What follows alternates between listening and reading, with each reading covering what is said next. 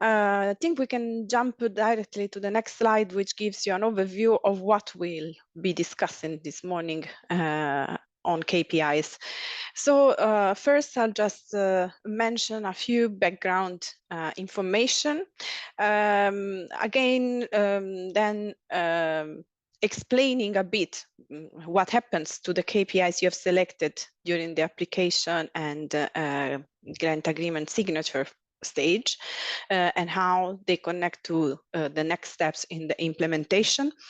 We will give some more details and information on the KPIs that are relevant for projects that are selected under the nature, circular economy and quality of life and climate goals. This includes governance, formation and Bauhaus projects. And Ulrike will then take the lead to illustrate the KPIs that are relevant for the project selected under the CET call. So let's start with the background information. It's really some general features about the KPIs. If we can move to the next slide and then jump straight even to the next in the further one. What I will just mention is why do we have the KPIs and what they aim to capture. So we are, you have already had a first contact with the key performance project indicators at the moment in which you filled your application and then completed your grant agreement. They don't aim to capture all the impacts and results of your project, but they really capture the attention on some key aspects that are relevant at program level. This relevance at program level is of different kind. Some elements are more relevant to the feedback to the policy. Other are related to the measurement and assessment of the performance of the program. Some other indicators are more linked to some contractual obligations. The reason why we have this system is that we aim to capture with a high degree of confidence. So that's why we have a sort of standardized approach, the impacts that are achieved by live projects. And the data that are submitted need to be, of course, consistent with the project impact and results. And the reason why, again, we have a sort of common approach is that we aim to have an aggregation of this data for the purposes I've mentioned before. Jumping to the next slide, I will put just a few words more on one of the purposes of the KPIs, namely the live performance as a program. This is embedded in the regulation for this program, and in particular it states that the Commission shall report on progress on the LIFE program toward the achievement of the objectives set out in Article 3 based on the indicators contained in Annex 2. This annex in fact contains two different types of indicators. Some of them are horizontal indicators. Let's say they are more related to some outputs, the number of projects and so on by typology. And then there is a set of indicators that relate more to priority areas that are covered by the program. This information is collected at central level and is also reported annually in what is called the program statement and in the annual management and performance report, which are also available online on the site of DG Budget. The next slide, please. It's another important aspect to keep in mind when approaching this exercise is the quality of the data, because what we aim, exactly because of the different functions that this indicator have, we aim to have reliable information that can support also decision making and give information, high quality information on the performance of the program. For this reason, the KPI exercise is in reality a process that is backed by a validation process that has been set up to ensure, to the extent possible, that the data are reliable. And an important aspect is that it's important to set up an adequate monitoring framework that, since the beginning of the project, is able to capture all its dimensions. And for you, it will be also important to have always a proof of evidence of the data that you will submit. Next slide, please, is just to explain that we will now go a bit more into the details of what happened to the KPIs you have selected at the proposal stage and how they moved on further in the journey once now that the project is starting its implementation. As you know, there were in the part C some common indicators. So these were in fact for all projects mandatory, and as you may recall, these were basically a set of questions related to like the catalytic effect, the governance, or the innovation of your project. And the replies that you gave in this case were mostly yes or no answers. Then for each call, and as you see, it's split here between the CET and then the nature, environment, climate, and also the strategic project. They have specific KPIs, and you have provided some information based on the impacts that you expect from your project. What happened now that the project started is that there is an automatic transfer of the information that you had in part C inside the system, which is called the KPI web tool. This tool is a sort of container of all indicators. And the part that is actually transferred is the one that considers the specific indicators for each of the various strands. So the common indicator, the yes and no answer, are not transferred into the system. The next slide, please. The part C, in fact, mirrors what is in the KPI web tool. However, what you will find now in the system is a more, let's say, comprehensive or articulated structure. Because on the one hand, you will have the possibility to further specify some of the impact you have declared at the moment of the start of the application and signature of the grant agreement, and you will be able to fine-tune them based on more detailed information, and when the project advances, also based on the real impact achieved and the more concrete expectation about the continuation and sustainability. But also for the case of nature and circular economy, quality of life and climate, to give further details, also using descriptors, flags, and so on. As I mentioned earlier, aggregation is one of the objectives of this tool, and it's for this reason that you will be asked to report your impact using same units, providing the same name to a certain geographical location, and so on.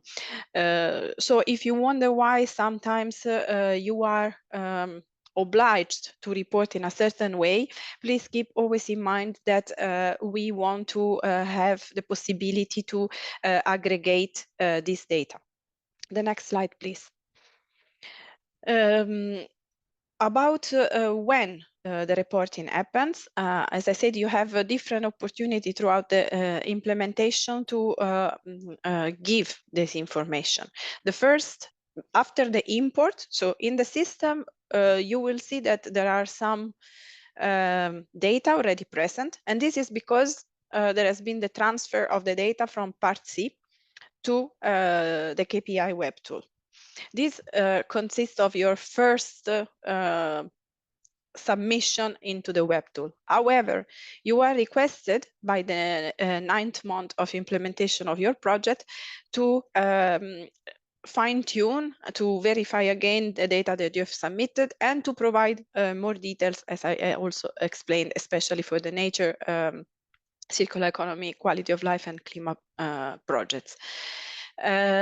You will have a second appointment with the KPI web tool at the end of your project. It is only for some projects, and mostly it's for the strategic projects, so this doesn't concern you, that there is a mid-term submission of data, but this is due to the fact that these projects are very long in time. And occasionally, this might concern some of your projects as well. There could be an afterlife review of the KPIs, and certain data might be then reviewed after the end of your project.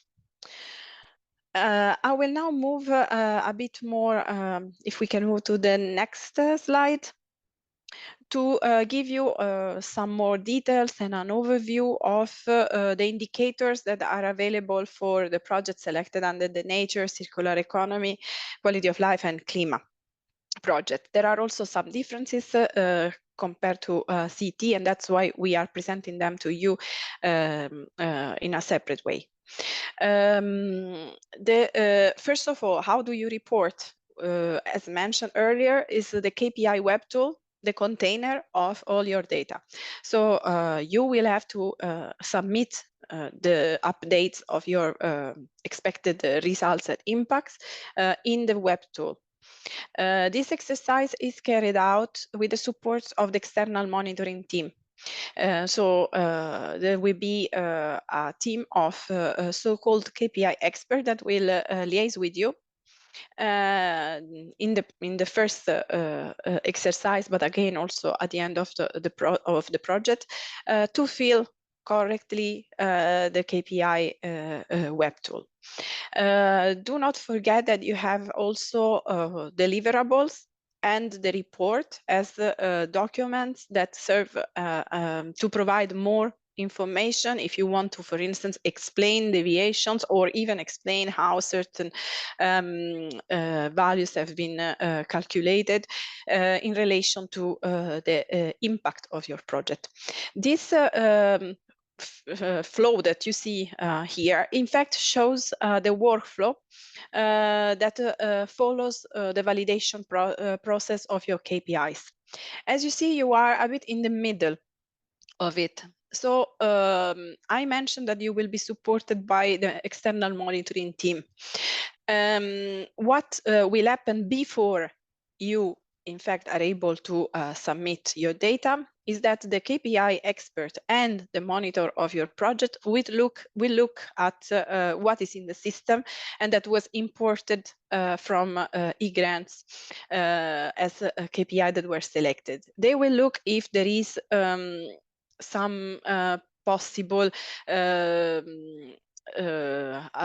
value that do not seem to match correctly your project objectives or your expected results, or they might realize that there is something more that was not initially considered, and they might advise you then to add it or not. So they will perform, in fact, a review.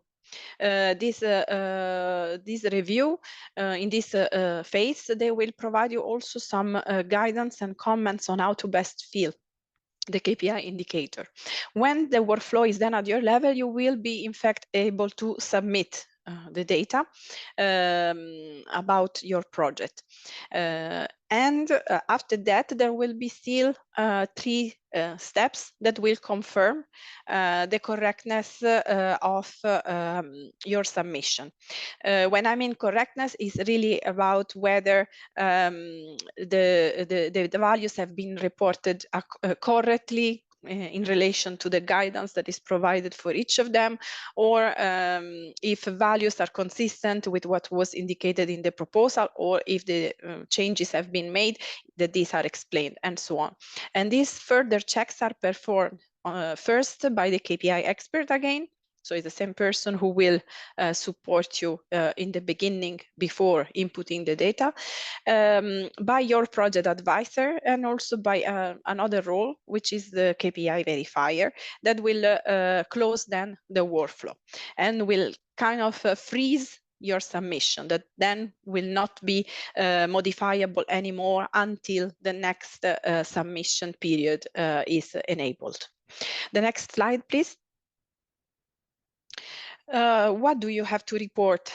In fact, in the system itself, there are 8 mandatory indicators that are common to all projects. Further to that, at least for those projects that relate to nature, circular economy, quality of life, or climate, there will be at least, the system will ask you to select at least one indicator that relates to the area, so the priority area that is addressed by the project.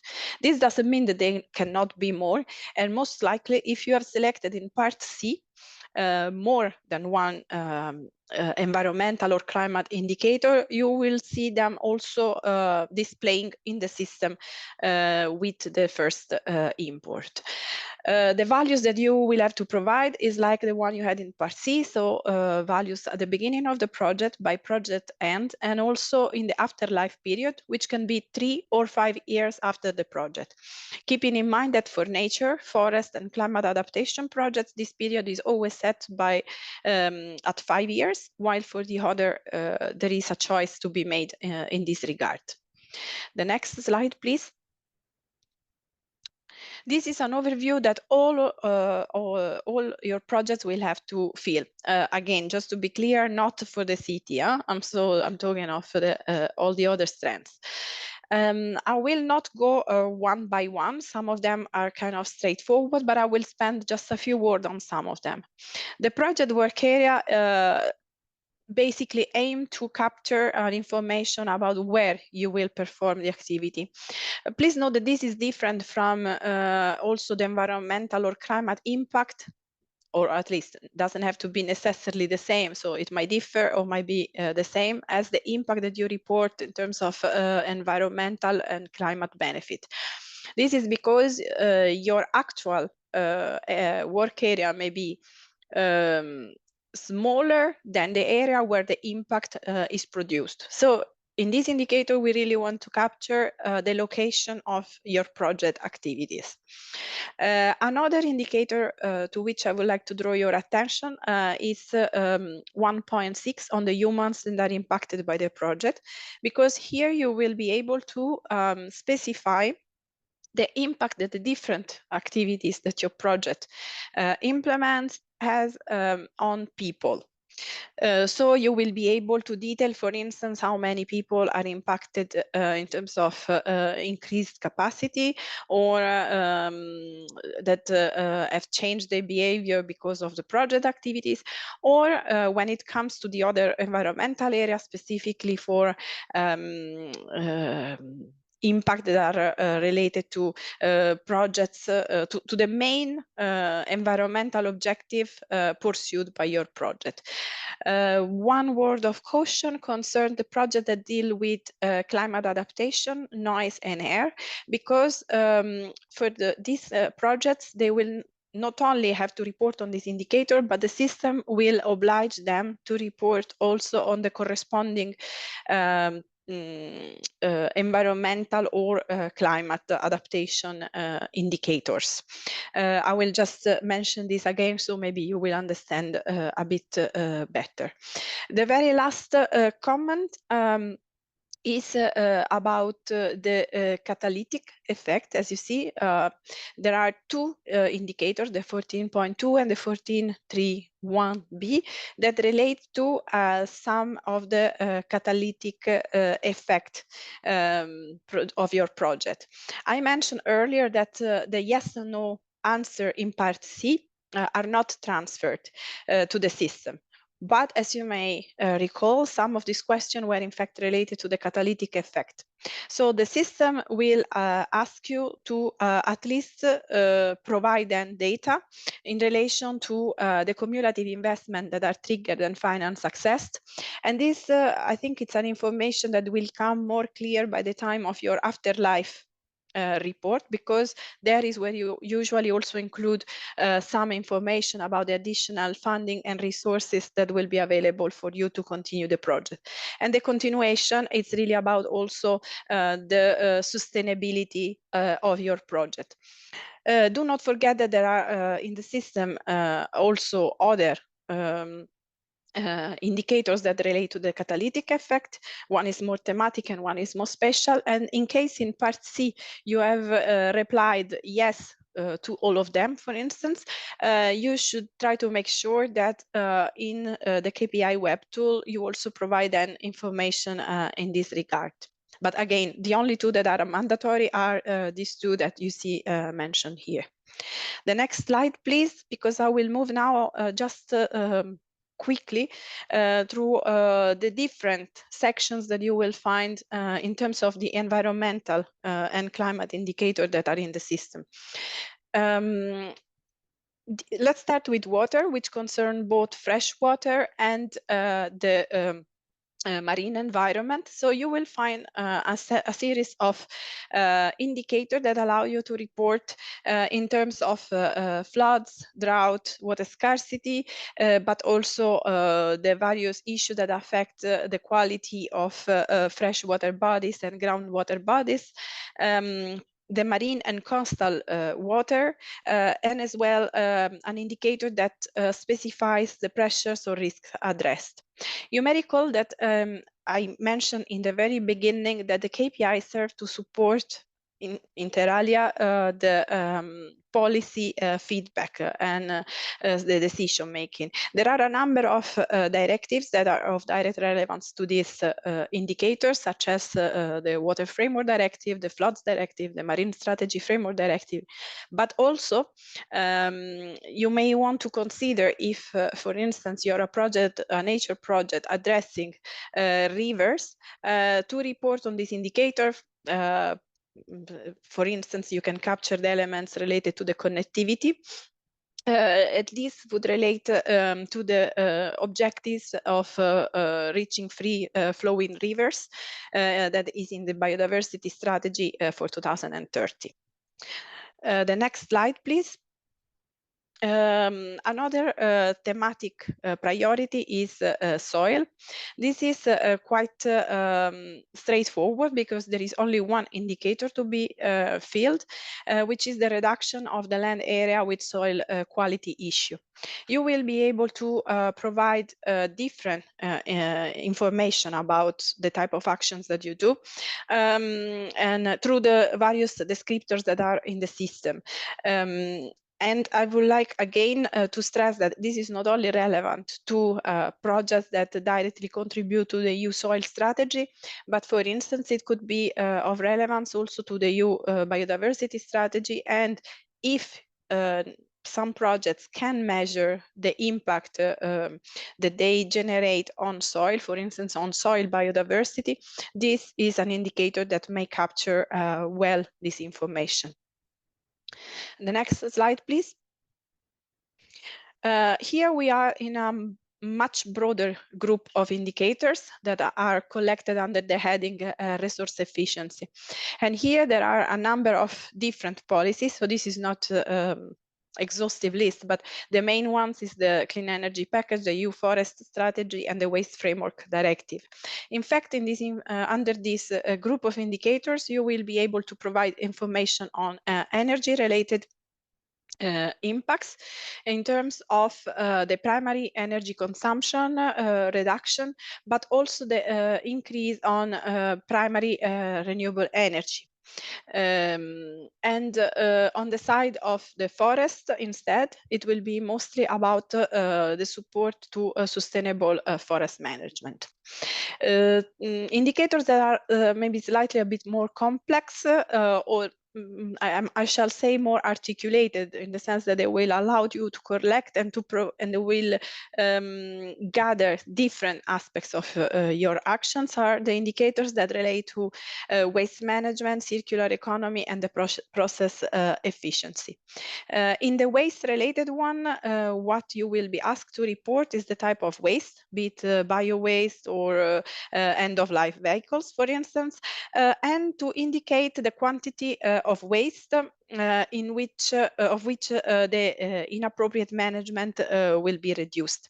But this information will have to be further disaggregated. So please keep in mind that the system will require to break down this data based on the approach or method that is used to actually reduce the inappropriately managed waste, and for each of them the amount.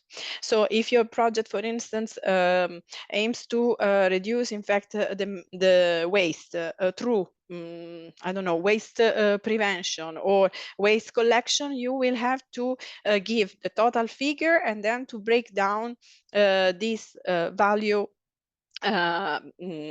through by the different descriptors that are available in the system. A similar approach is for the circular economy related one, and of course this is an indicator that is relevant to the circular economy action plan, to the waste framework directives. And again here you will be able to specify the reuse, the recycling, and the recovery of products, material, and substances. But you will be asked not only to give the total amount, but also to indicate which part of this cannot be used, so will become waste, and the parts that will be lost. Next slide, please. So here we move to another set of indicators. This is more about there is the one that is called environment and health, collects in basically both the indicators related to chemicals, where the information that we ask is about the reduction of use, the reduction of the release, and the reduction of presence of dangerous chemicals in the environment and for people. And the other one is related to noise. As you can see, there is next to noise some group of people. This connects to what I mentioned earlier about indicator 1.6, the impact of people. If you report on this indicator, on terrestrial noise level and frequency, then you will be obliged by the system to give also information on the people that will benefit from the activities related to this indicator. The same is for the air related ones, depending on which one you will use to report, knowing that they are a bit different, and maybe the second one, the reduction in presence of air pollutants and related exceedances, is more for larger projects and is often used by strategic projects. But in any case, if you select one of these indicators, please be reminded that the system will oblige you to also indicate the number of people who benefited from the activities related to air. The next one, please. Here we are now into the area of nature and biodiversity, that of course has a direct link to the EU biodiversity strategy and the implementation of habitats and birds directives, as well as the regulation on invasive alien species. There is one indicator that is about the ecosystem and their services that also allows you to capture benefits on the environment, on nature, beyond what is in the Habitats and Birds Directive, being aware that nonetheless there is always a connection also with those. But what I want to say is that the indicator 7.2 and 7.3 aim specifically to collect the information about the support to Natura 2000 and to the species and habitats that are considered in these two directives. Just a reminder, it's very important when you report on these two indicators, 7.2 and 7.3, on species that are under the Habitats and Birds Directive, is that you will link them to the Natura 2000 sites in which these species are present. The next slide, please. And we are getting already to the end of the environmental impacts. It's about the climate mitigation and adaptation. So, of course, the two are split in two, where climate mitigation considers the two sides of the coin. On the one hand, the reduction of the greenhouse gas emission and the carbon sequestration increase. For what concerns climate change adaptation, there are two options that are given to you, either to report the reduction of the area that are more vulnerable to climate change, or the infrastructures that are targeted for climate resilience.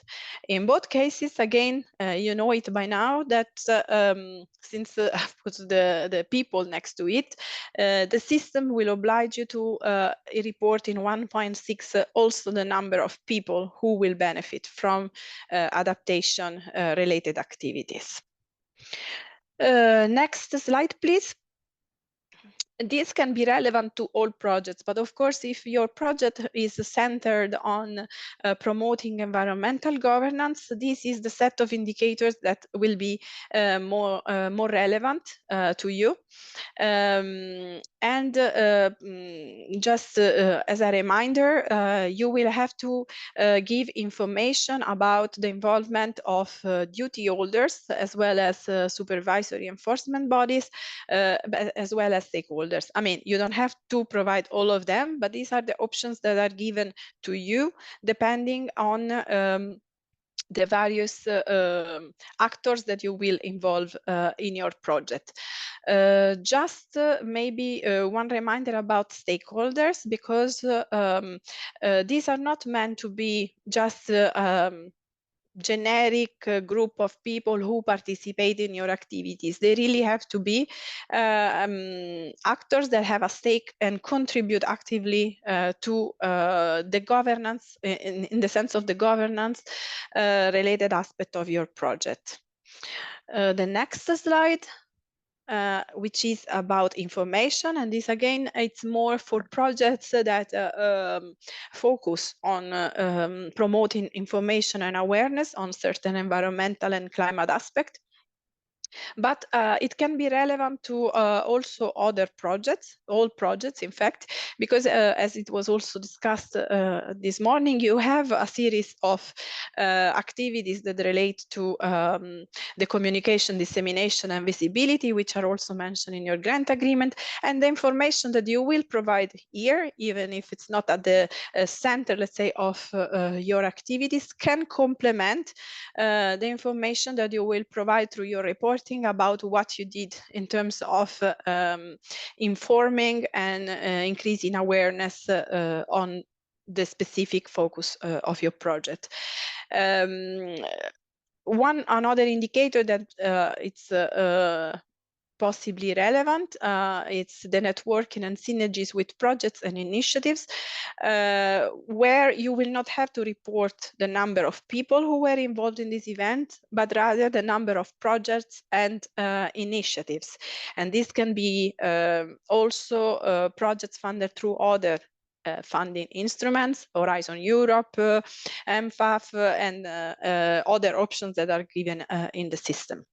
The next and I'm reaching almost the end of this part, is to remind you which support is available for life beneficiaries. I mentioned it is the external monitoring team, and with this role of the KPI expert that will support you since already at the stage of the first submission.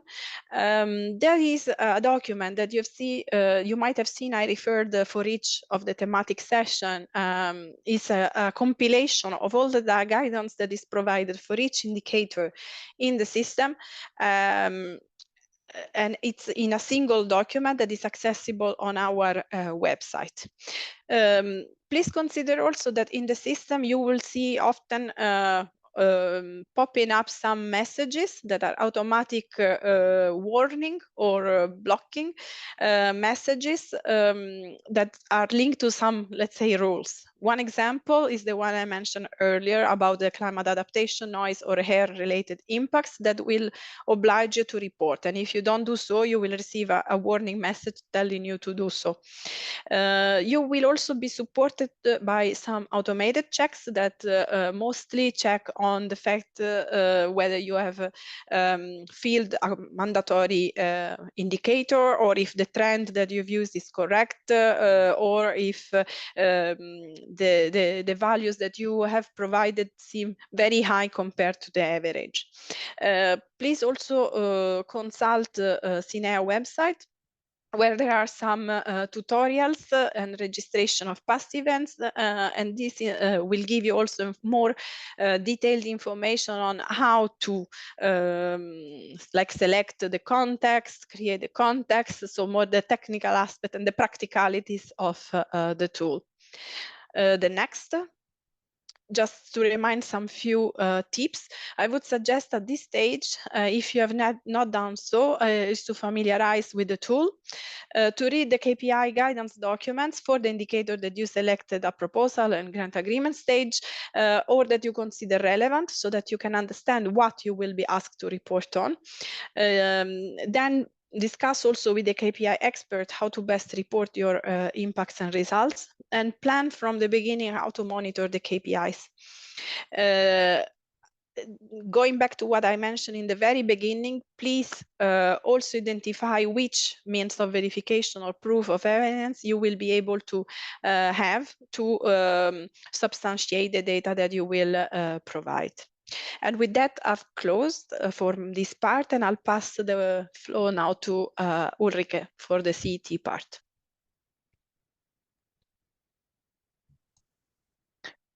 Many thanks. You should hear me now. Hello. Many thanks to Silvia. I'm Ulrike Nuscheler. I work under LiveSet, and Silvia has already indicated that LiveSet is a bit different, and I want to try to just within 10 minutes to tell you in what respect. So LiveSet has only quite recently joined the LIFE program, so and it builds on the energy efficiency part of Horizon 2020. Thus, the mechanics are a bit different, and this is also why we have this distinct chapter inside this presentation. So in what respect is LiveSet different? So LiveSet, very generally at program level, focuses on policy implementation and market uptake of approaches, technologies, services, and products. So it supports projects that help create favorable regulatory and market conditions. They mobilize investments, build capacity, empower consumers. So just to mention a few typical areas of activity, certainly not all. And also LiveSet usually embraces very large consortium of around 5 to 15 partners and covering several countries. So the impacts that our projects yield are not only distributed across several countries usually, but very often they're also indirect. And this is a bit different. So they cannot be easily measured. They don't start usually from a very clear metered baseline, then we implement a new process and see the results. So they are more indirect. However, our projects always, also on the horizon, have always made an effort to quantify the impact, and they will continue to do so, and we will ask them to do so. And there's another, oh yeah, I forgot to say that you should have shown the first slide. This is a bit unfortunate now. So wait a bit. So just to repeat that these impacts are often indirect, but there's still this requirement that projects have to provide the evidence, have to quantify them. And I also want to stress that we do not only have those KPI these KPIs that we are now discussing, and then I'm going to explain. But we also have these, and you're aware of these topic-specific indicators that we have been always monitoring. So beneficiaries will have to report not only on the KPIs, but also on the topic-specific indicators that we have established for every topic. So finally, to say something more general, our program management is different. So we manage the program directly and without technical monitors. And this has also implications on how we move within the KPI tool. You will see this now. So next slide. So now coming to the live set indicators that we have and the KPI tool and the live set particularities, we have 11 live set indicators. So they are predefined, you wouldn't select them. You see them on the slide. They are primary energy savings, final energy savings, renewable generation, greenhouse gas emission reduction, investments, legislation, policy, market introduction, implementation sites, skills, communication, and employment.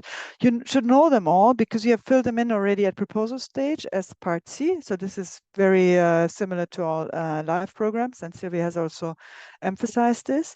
And they're also part of the grant agreement. So you should be very familiar with this. Moreover, in your description of the action, so usually it's part A in your grant agreement, you all have a task that requires you to update and fill in the impact values in the KPI tool. And for LiveSet, this is at month 9 and at the project end. Next slide, please. So this is how the KPI tool looks for LiveSet projects when you access it. On top, you have basic information that is imported from eGrants. You don't need to choose any priority area because that is just LiveSet. Then there's a category that is called context. I will explain this to you in a second. And then for LiveSet, you have the 11 predefined indicators that I just mentioned at the bottom. So and these indicators are a priori mandatory. So we will specify for you in a later stage, but very good time what this mandatory means. So a good time means that we will soon issue guidance. And for these 11 indicators, you will have to fill in the values that describe the impact of your project. Plus, you will have to do this across certain categories that you will see then also.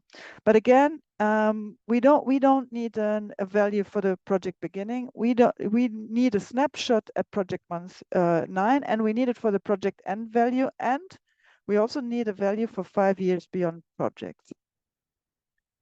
Next slide. Maybe you just click and make them all come at once. Yeah. So this is already my last LiveSet slide. So with this last slide, let's zoom then into the LiveSet indicators and the main aspects that will structure your impacts.